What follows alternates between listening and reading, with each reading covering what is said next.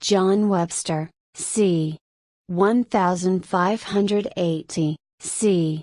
1634, was an English Jacobean dramatist best known for his tragedies The White Devil and the Duchess of Malfi, which are often regarded as masterpieces of the early 17th century English stage.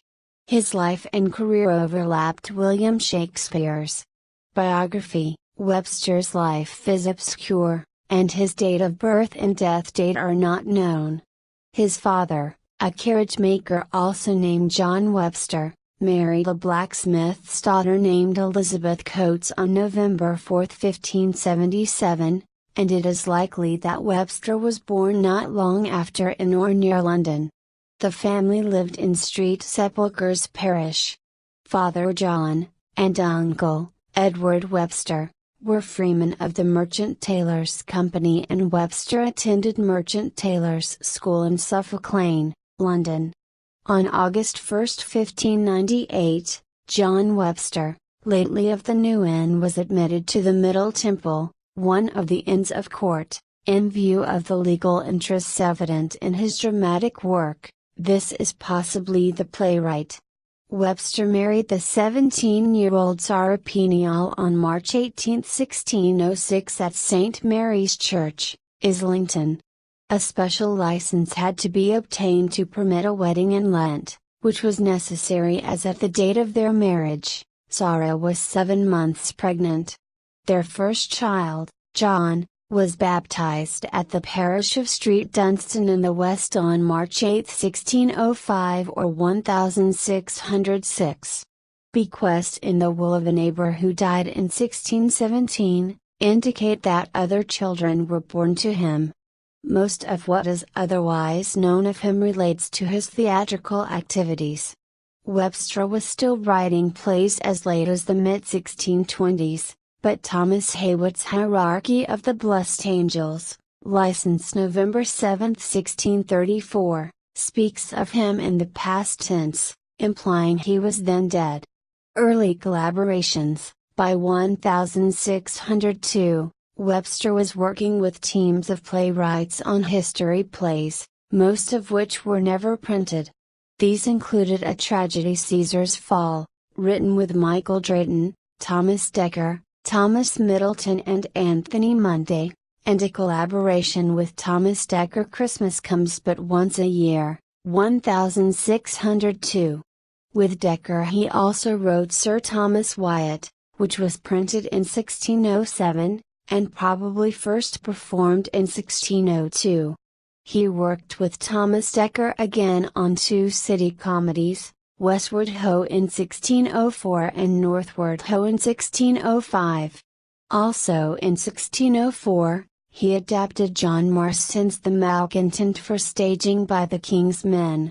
The major tragedies: despite his ability to write comedy, Webster is best known for his 2 brooding English tragedies based on Italian sources.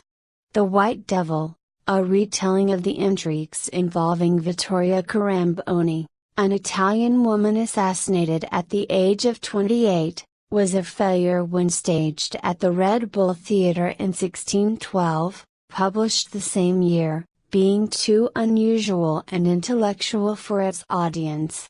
The Duchess of Malfi, first performed by the King's Men about 1614 and published 9 years later, was more successful. He also wrote a play called Guys, based on French history, of which little else is known as no text has survived. The White Devil was performed in the Red Bull Theatre, an open-air theatre that is believed to have specialized in providing simple, escapist drama for a largely working-class audience, a factor that might explain why Webster's highly intellectual and complex play was unpopular with its audience. In contrast, The Duchess of Malfi was probably performed by the King's Men in the smaller, indoor Blackfriars Theatre, where it would have played to a better educated audience that might have appreciated it better. The two plays would thus have been very different in their original performances. The White Devil would have been performed, probably in one continuous action, by adult actors, with elaborate stage effects a possibility.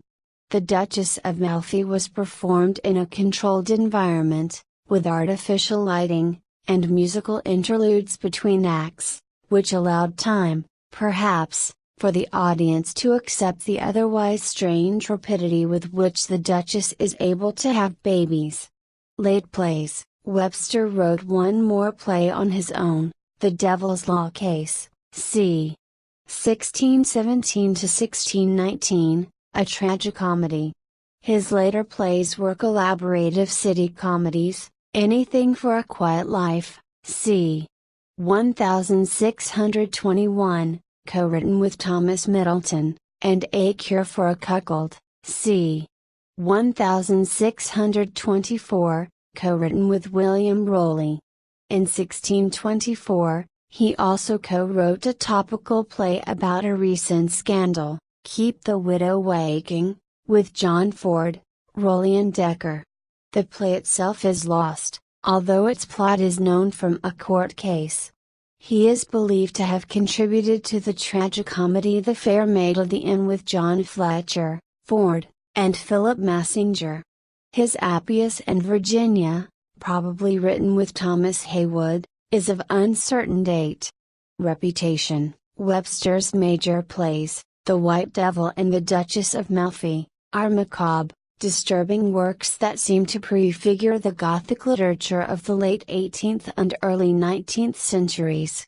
Intricate, complex, subtle and learned, they are difficult but rewarding, and are still frequently staged today.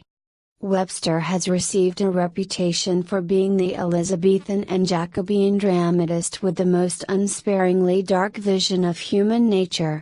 Even more than John Ford, whose "'Tis Pity She's a Whore" is also very bleak, Webster's tragedies present a horrific vision of mankind. In his poem Whispers of Immortality, T.S. Eliot memorably says that Webster always saw the skull beneath the skin.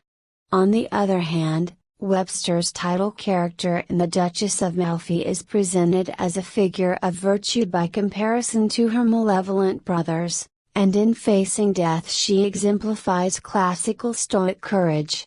Her martyr-like death scene has been compared to that of the titular king in Christopher Marlowe's play Edward II.